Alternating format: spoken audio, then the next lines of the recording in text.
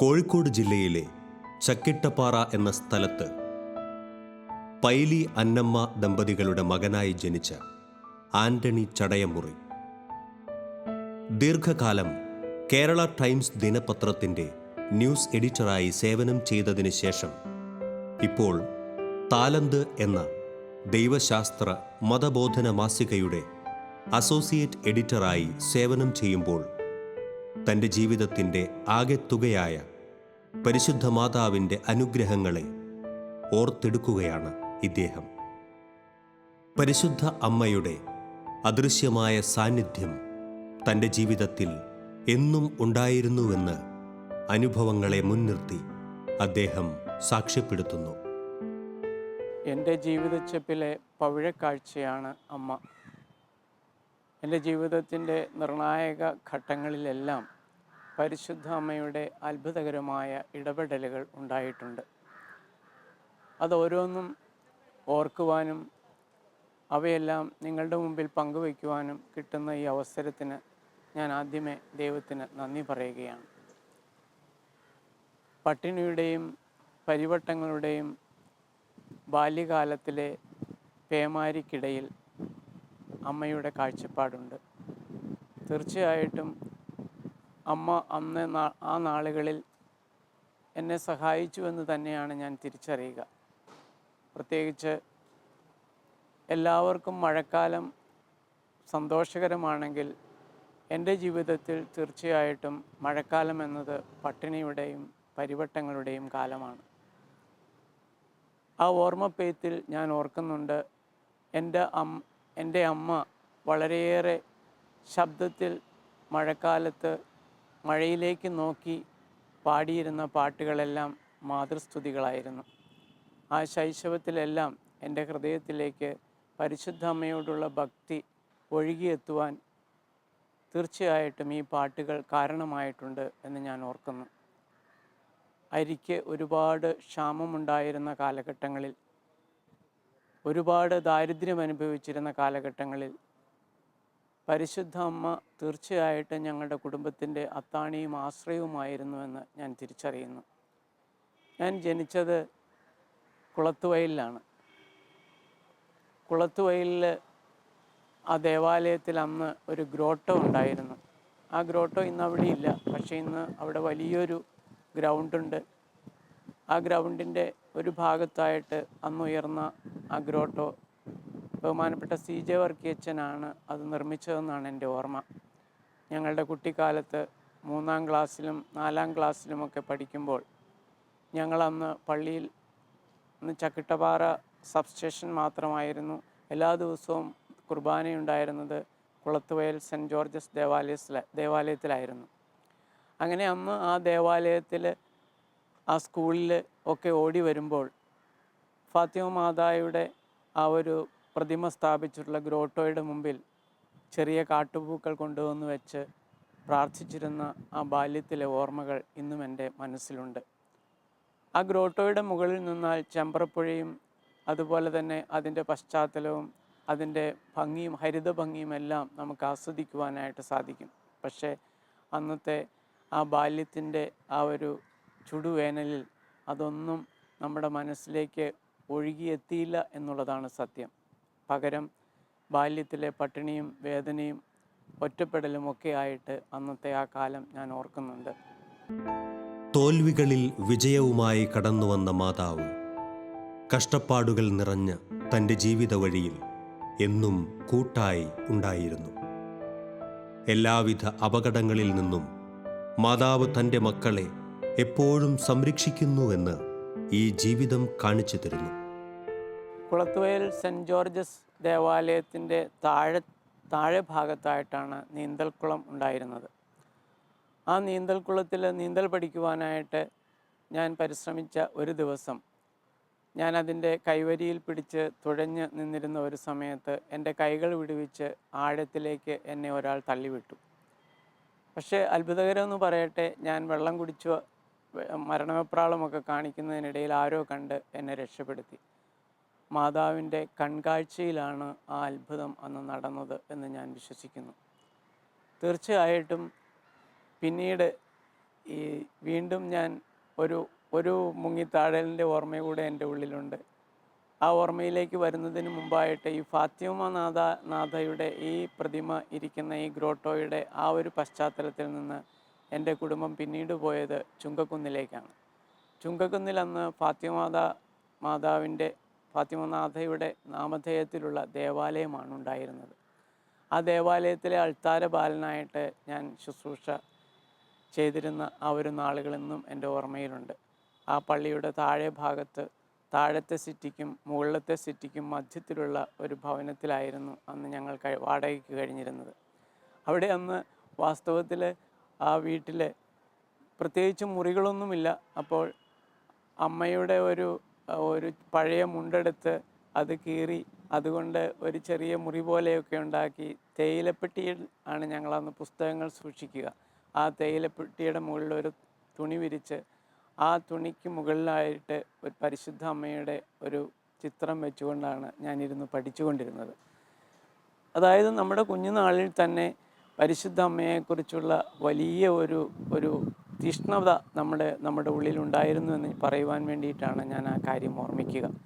ഫാത്തിമ മാതായുടെ ആ ദേവാലയ സന്നിധിയിൽ നിന്ന് പിന്നീട് SLC പാസ്സായി പിന്നീട് ഞാൻ വരുന്നത് എൻ്റെ അപ്പൻ്റെ അല്ലെങ്കിൽ പിതൃദേശമായ കുഞ്ഞിത്തൈ ഇപ്പോഴത്തെ കോട്ടപ്പുറം രൂപതയിലെ ചെട്ടിക്കാട് പള്ളിക്കും പള്ളിപ്പുറം മഞ്ഞുമാതാ പള്ളിക്കും എതിർവശത്തുള്ള ആ ഒരു കൊച്ചു ഗ്രാമത്തിലേക്കാണ്. എനിക്ക് പാട്ടിന് അല്പസ്വല്പം ഇഷ്ടമുണ്ടായിരുന്ന ഒരാളായതുകൊണ്ടും 8ാം ക്ലാസ് മുതൽ 7ാം ക്ലാസ് മുതൽ 10ാം ക്ലാസ് വരെ ലളിതഗാനത്തിൽ 1ാം സമ്മാനം എനിക്ക് കൃത്യമായി കിട്ടിയിരുന്നു എന്നാണ് എൻ്റെ ഓർമ്മ. ആ ഒരു കാലഘട്ടത്തിൽ ഈ കുഞ്ഞിത്തയിൽ വന്നു കഴിഞ്ഞപ്പോൾ ഞങ്ങളുണ്ടാക്കിയ ആ ഒരു മ്യൂസിക് ക്ലബിൻ്റെ പേര് തന്നെ സെൻറ്റ് മേരീസ് മ്യൂസിക് ക്ലബ് എന്നായിരുന്നു. അതിനുശേഷമാണ് ഞാൻ അവിടെ ജോലിക്കായിട്ട് എറണാകുളത്തേക്ക് വരിക.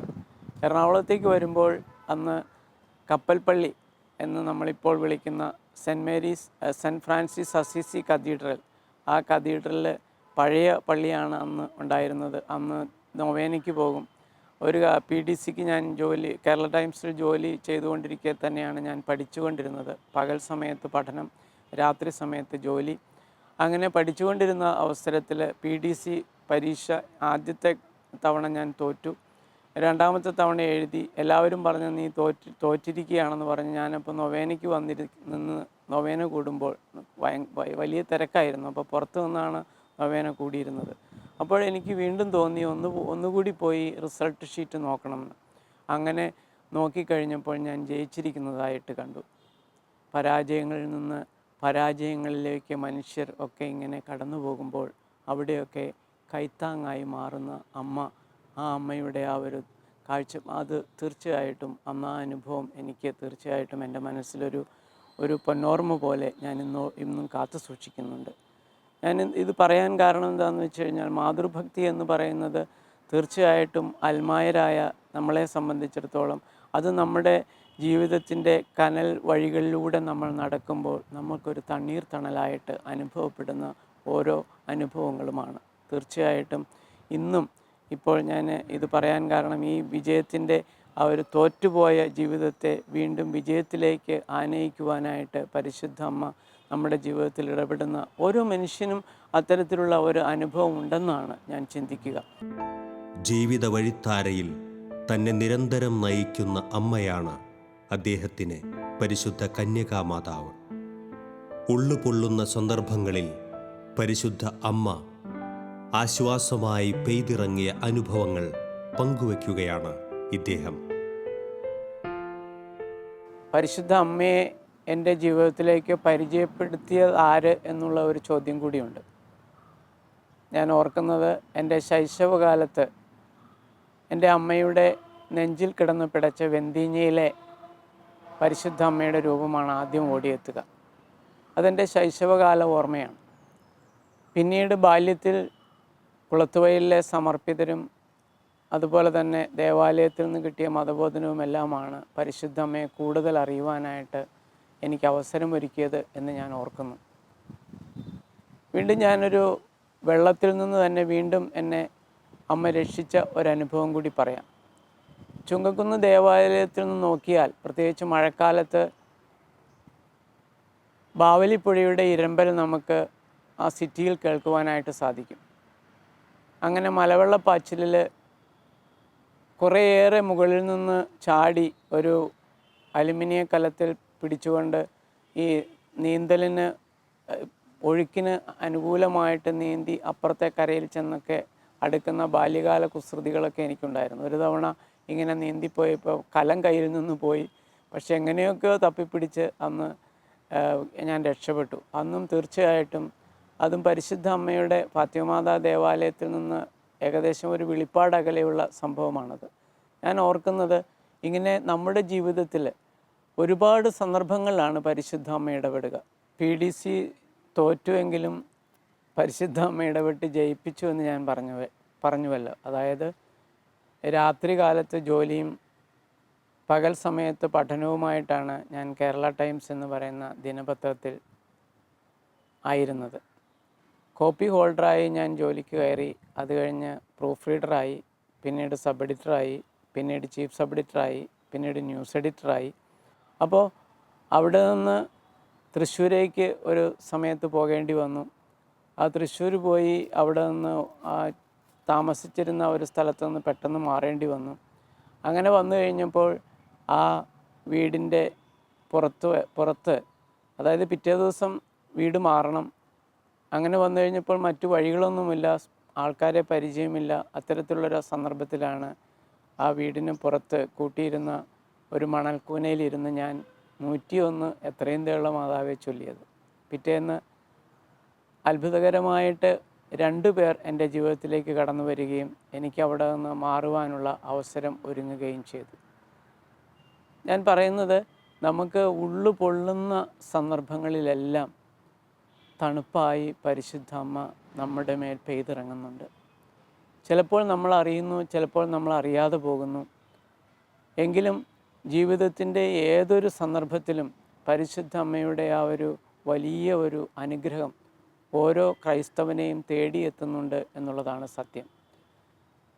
തൃശ്ശൂർ പുത്തൻപള്ളിയിലെ നിത്യാരാധന കേന്ദ്രത്തിൽ ഒരുപാട് കണ്ണീര് വീണിട്ടുണ്ട് എൻ്റെ. കാരണം ജീവിതത്തിൻ്റെ ആ ഒരു ദുരിത വഴിയായിരുന്നു അന്നത്തെ ആ ജീവിതമെന്ന് പറയുന്നത്.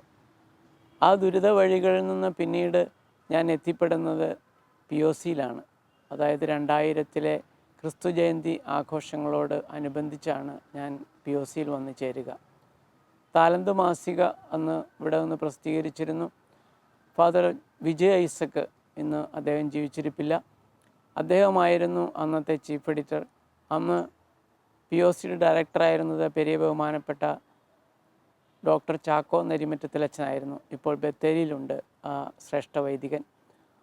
അച്ഛനാണ് എന്നോട് പറഞ്ഞത്, താലന്തിൻ്റെ കാര്യങ്ങൾ കൂടി നോക്കിക്കൂടെ എന്ന് പറഞ്ഞ് ക്രിസ്തു ജയന്തി ആഘോഷത്തിന് ശേഷവും ഞാൻ പിന്നീട് താലന്തിൻ്റെ ചുമതല ഏറ്റെടുക്കുകയാണ്. ജോലിയുടെ മേഖലകളിൽ പരിശുദ്ധ അമ്മയുടെ മാധ്യസ്ഥം തുണച്ച അനുഭവങ്ങൾ അദ്ദേഹത്തിനുണ്ട്. ക്രിസ്ത്യാനികളുടെ സഹായമായ മാതാവ് സഹായമായി കടന്നുവന്ന അനുഭവങ്ങൾ നിരവധിയാണ് ഈ ജീവിതത്തിൽ. 2000-ലാണ് താലന്ത് മാസികയിലേക്ക് ഞാൻ കടന്നു വരുന്നത്. പെരിയ ബഹുമാനപ്പെട്ട ഡോക്ടർ ചാക്കോ നരിമറ്റത്തിലച്ഛനായിരുന്നു അന്നത്തെ ഡയറക്ടർ POCയുടെ. അന്ന് ചീഫ് എഡിറ്ററായിരുന്നത് ഫാദർ വിജയ് ഐസക് ആയിരുന്നു. ഇന്ന് അദ്ദേഹം ജീവിച്ചിരിപ്പില്ല. പിന്നീട് ചാക്കോ നരിമറ്റത്തിലച്ഛൻ ഡാനിയൽ അച്ചാനു പിതാവിനോട് എന്നെക്കുറിച്ച് ചോദിക്കുകയും കുഴപ്പമില്ലാത്ത ആളാണെന്ന്, ഞങ്ങളുടെ ആളാണ് എന്ന് പറഞ്ഞ് എൻ്റെ നിയമനത്തിന് അംഗീകാരം നൽകുകയും ചെയ്ത കാര്യം ഞാനിപ്പോൾ ഇവിടെ ഓർക്കുകയാണ്. അതിനുശേഷം ഈ താലന്ത് മാസിക എന്ന് പറയുന്നത് വലിയൊരു നഷ്ടത്തിൻ്റേതായ ഒരു കാലഘട്ടം കടന്നു വരുന്ന ഒരു സമയമായിരുന്നത്. പ്രത്യേകിച്ച് 3-3.5 ലക്ഷം രൂപ കടവുമായിട്ട് താലന്ത് മാസിക പ്രസിദ്ധീകരിച്ചുകൊണ്ടിരിക്കുന്ന കാലം.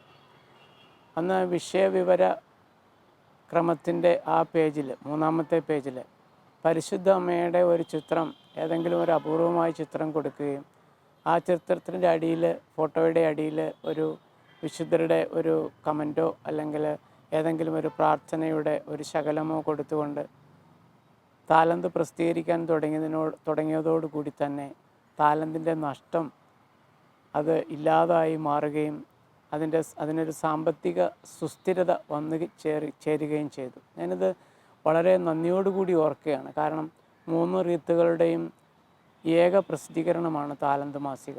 ആ താലന്ത് മാസിക നിലനിൽക്കണമെന്നത് ദൈവത്തിൻ്റെ ഒരു ആഗ്രഹമായിരുന്നു എന്ന് തന്നെയാണ് ഞാൻ ഓർക്കുക. അതിന് പരിശുദ്ധ അമ്മ, ആ അമ്മയോടുള്ള ആ ഭക്തി, അതിൻ്റെ തീഷ്ണത തീർച്ചയായിട്ടും താലന്തിനെ സഹായിച്ചു എന്ന് തന്നെ ഞാൻ ഇവിടെ ഓർക്കുന്നു. രണ്ടാമതായി ഇപ്പോൾ എനിക്ക് പറയാനുള്ളത്, POCയുടെ കിഴക്ക് ഭാഗത്താണ് ഞാൻ വാടകയ്ക്ക് താമസിക്കുന്ന വീടുള്ളത്. ആ വീട്ടിലേക്കുള്ള ഏതാനും മീറ്റർ വഴി അകലമേ ഉള്ളൂ മെയിൻ റോഡിൽ നിന്ന് ഈ വീട്ടിലേക്ക്. ആ വീട്ടിലേക്കുള്ള വഴി ഞാൻ വന്ന് താമസിക്കുമ്പോൾ അത് വളരെയേറെ മലിനമായി, ആൾക്കാർ മലമൂത്ര വിസർജനം ഒക്കെ നടത്തുന്ന വിധത്തിൽ വളരെയേറെ വിഷമിച്ച് കടന്നു പോകുന്ന ഞങ്ങളൊരു വീട്ടുകാരേ ഉള്ളൂ ആ വഴിയിൽ. അങ്ങനെ ഒരു ദിവസം ഒരു പ്രാർത്ഥനയുടേതായ നിമിഷങ്ങളിൽ അത് ദർശനമാണോ കാഴ്ചപ്പാടാണോ എന്നൊന്നും പറയാനുള്ള യാതൊരു ദൈവശാസ്ത്ര വിജ്ഞാനവും എനിക്കില്ല. എങ്കിലും ആ പ്രാർത്ഥനയുടെ ഒരു 3/4 മിനിറ്റ് സമയത്ത് ഒരു വിളക്ക് കത്തിച്ചുകൊണ്ട് ഒരു ശുഭ്രവസ്ത്രധാരിയായ ഒരു സ്ത്രീ ആ വഴിയിലൂടെ നടന്നു വരുന്ന ഒരനുഭവം എനിക്കുണ്ടായി. അത് കോർപ്പറേഷൻ്റെ റോഡല്ല, അതൊരു സ്വകാര്യ റോഡാണ്. എന്നിട്ട് പോലും 1 മാസത്തിനുള്ളിൽ ആ റോഡ് കോൺക്രീറ്റ് ചെയ്യുന്ന ആ ഒരു കാഴ്ച എന്നെ അത്ഭുതപ്പെടുത്തുക തന്നെ ചെയ്തു. കാരണം ആ സ്ത്രീ, അല്ലെങ്കിൽ ശുഭ്രവസ്ത്രധാരിയായ ആ സ്ത്രീ, പരിശുദ്ധ അമ്മയെന്ന് ഞാൻ വിശ്വസിക്കുന്നു. ആ അമ്മ നടന്നു വന്ന ആ വഴിയിൽ അവിടെ കാന ഇട്ട് സ്ലാബിട്ടിരിക്കുന്നത് എന്ന് കാണുവാനായിട്ട് സാധിക്കും. ഞാൻ പറയുന്നത്, ഒരുപാട് വിഷമങ്ങളുടെയും ഒരുപാട് ബുദ്ധിമുട്ടുകളുടെയും ഒക്കെ അനുഭവങ്ങളിൽ നമുക്ക് താങ്ങായി തണലായി പരിശുദ്ധ അമ്മ നമ്മോടൊപ്പമുണ്ട്. അതെപ്പോഴും അമ്മ നമ്മളെ സഹായിച്ചു കൊണ്ടിരിക്കുന്നു എന്നുള്ളൊരു ബോധ്യം ക്രൈസ്തവർക്ക് എല്ലാവർക്കും ഉണ്ട് എന്നാണ് ഞാൻ വിശ്വസിക്കുക. ഞാൻ വളരെയേറെ സാധാരണക്കാരനായ ഒരു മനുഷ്യൻ, ഒരുപാട് തിക്തമായ അല്ലെങ്കിൽ ഒരുപാട് കയ്പുള്ള ജീവിതാനുഭവങ്ങളുള്ള ഒരു മനുഷ്യൻ. ആ മനുഷ്യൻ്റെ ജീവിതത്തിൽ ഒരുപാട് മരുഭൂമി അനുഭവങ്ങൾ ഉണ്ടാകുമ്പോൾ അതിനൊക്കെ നടുവിൽ തണ്ണീർത്തണലായി അമ്മ നിൽപ്പുണ്ട് എന്നുള്ളതാണ് സത്യം. നമ്മൾ ഓർക്കുക, നമ്മുടെ ജീവിതത്തിൻ്റെ സുഖദുഃഖങ്ങളിലെല്ലാം, അത് സന്തോഷമായാലും സന്താപമായാലും, അവിടെയെല്ലാം പരിശുദ്ധ അമ്മയുടെ കരസ്പർശമുണ്ട് എന്ന് വിശ്വസിക്കാനാണ് എനിക്കിഷ്ടം.